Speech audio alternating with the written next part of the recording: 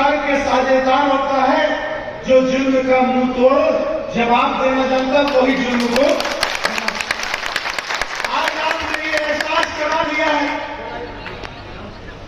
मैं आपसे पूछना चाहता हूं, हमारे बुजुर्गों ने बहुत बड़े पैमाने पर लड़ाइयां लड़ी थी।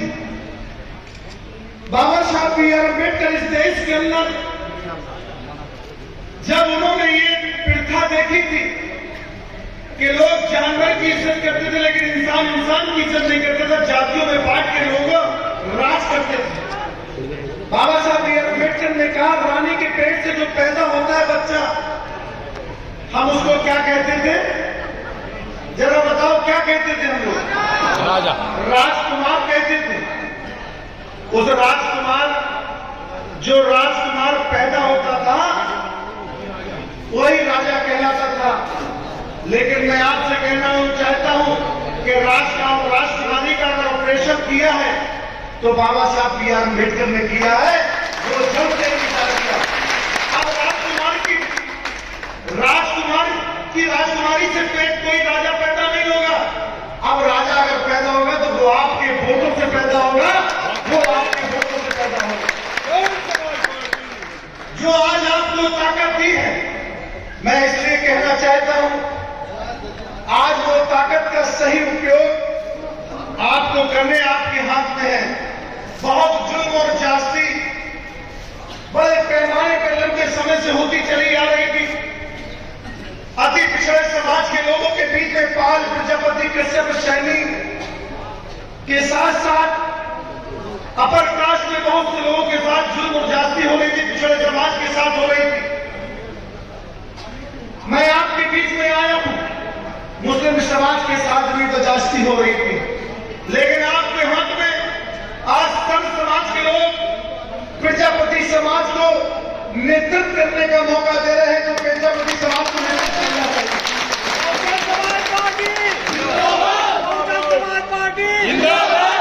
अगर इस देश के और प्रदेश के अंदर अगर भारतीय जनता पार्टी और समाजवादी पार्टी को कोई हरा सकता है, कोई हटा सकता है, तो बहुजन समाज पार्टी हटा सकती, वरना कोई नहीं हटा सकता। और मैं आपको उसका उदाहरण दे रहा हूं, बहुजन समाज पार्टी की नेता का संघर्ष का उदाहरण दे रहा हूं। आप ये बताओ, दिल की गहराई से बताओ कि 2003 में भारतीय जनता पार्टी से समर्थन लेकर हमने 3 बार सरकार बनाई थी नहीं बनाई थी? बताओ आप। 95 बनाई, जब समाजवादी पार्टी ने हमने जुल्म और जास्ती करी तो हमने भारतीय जनता पार्टी से समर्थन लेकर अपनी सरकार बनाई।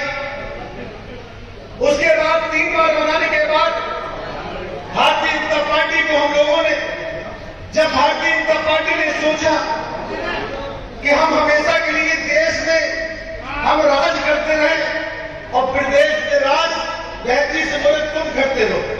लेकिन मैं आपसे पूछना चाहता हूं, बहन जी ने जीवन के संघर्ष में जब भारतीय जनता पार्टी ने कहा कि हम लोग मिलकर चुनाव लड़ते और मिलकर तुम प्रदेश में राज करो, हम देश में राज करें, बहन कुमारी मायावती जी ने कहा भाजपा के नेताओं से कि हमारी और आपकी विचारधारा नहीं मिलती।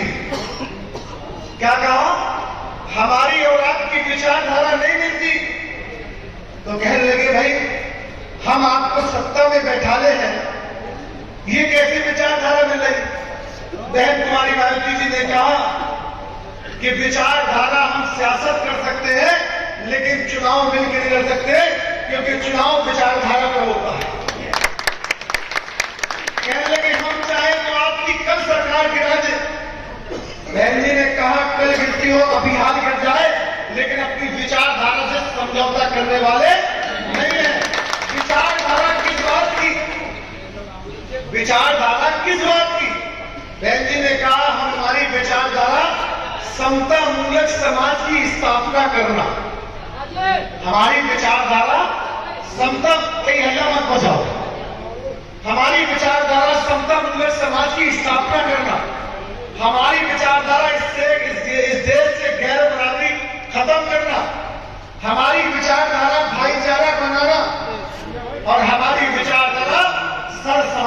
सम्मान दें। ये भाजपा के लोग हमारी सरकार गिरा दे, हमें अपमान करे, इससे पहले हम अपमान सहने से पहले सरकार से इस्तीफा देते। लोग तो प्रधान बनने के लिए जाति संगठन कराते, धार्मिक संगठन कराते, लेकिन बहन कुमारी महंती जी ऐसी नेता है कि जिन्होंने मुख्यमंत्री पद से 25 अगस्त 2003 में अपने मुख्यमंत्री पद से इस्तीफा दे दिया था, लेकिन अपनी विचारधारा किसी के हाथ में बेचने नहीं दिया था। इसलिए मैं आपसे कहना चाहता हूं, जैसे ही सरकार गिरी और इस्तीफा सरकार से दिया, यही भारतीय जनता पार्टी की सरकार केंद्र में थी।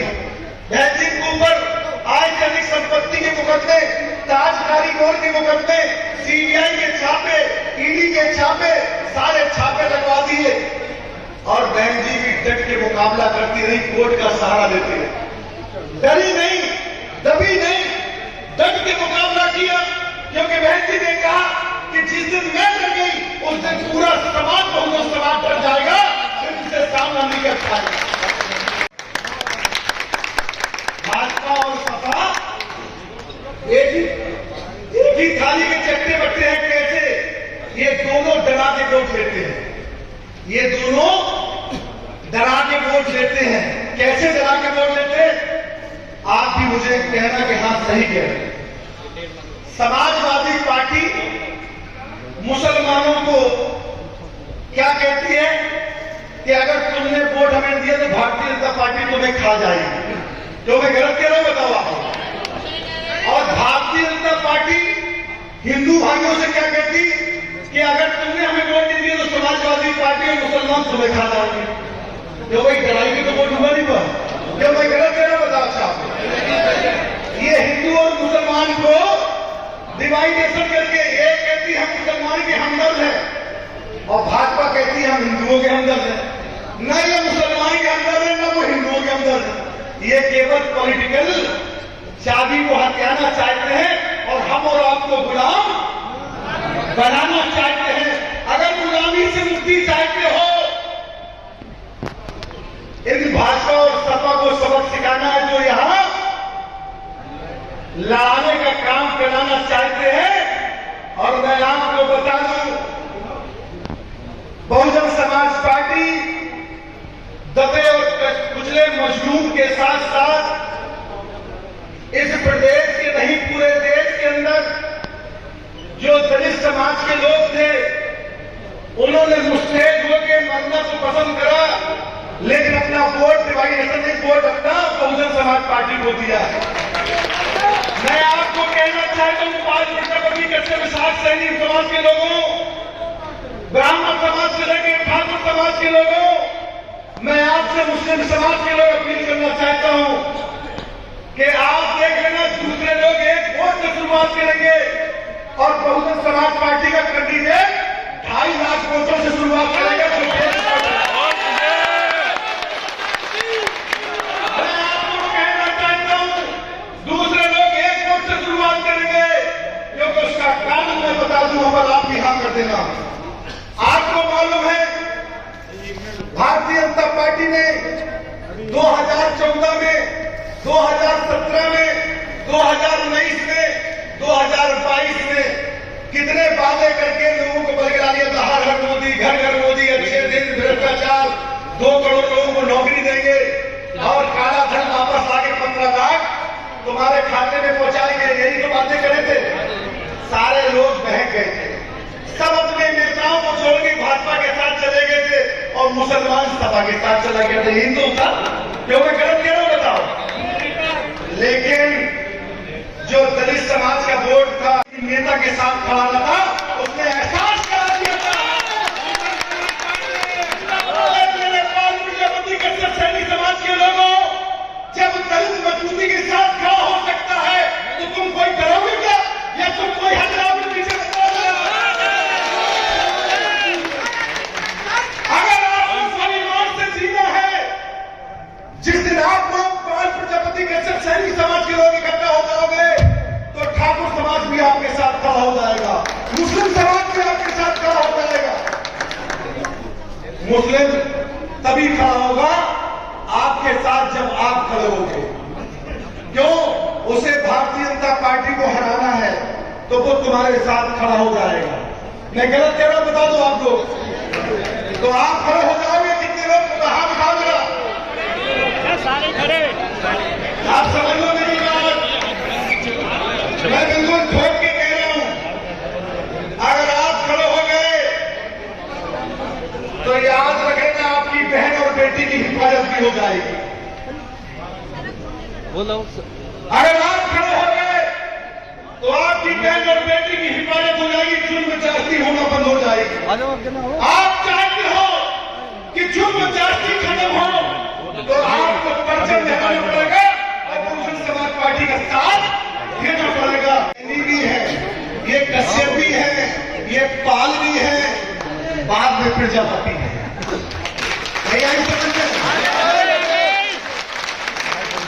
नहीं आई समझ में? पॉलिटिकल बन जाओ, पॉलिटिकल बन जाओ।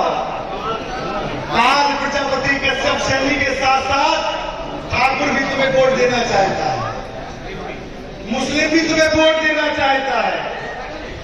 वो जुल्म और जाति का मुंह तोड़ जवाब देना चाहता है। नेतृत्व है और बहुजन समाज पार्टी की नेता वो नेता है, ना डरती है ना घबराती है। अगर कोई डराता है तो जब मुंह तोड़ जवाब देने की बहन तुम्हारी मार्किजी जानती है। इसलिए मैं आपसे कहना चाहता हूं, बहन जी का संदेश लेकर आपके पास आया हूं। इनको बहन जी ने कहा कि प्रजापति समाज जो अति पिछड़ा है और पाल भी अति पिछड़ा है, कश्यप भी अति पिछड़ा है, सैनी भी अति पिछड़ा है, ये चार समाजें हैं और मुसलमान भी अति पिछड़ा है। ये मिल जाओ शमसुद्दीन राय, इस बार हम प्रजापति को महाचुनाव लड़ना चाहते हैं और सदन में पहुंचाना चाहते हैं। जारी होते हुए यही चुनाव लड़ेंगे। अब कोई कटापटी नहीं होगी। अगर कोई संदेश दे दे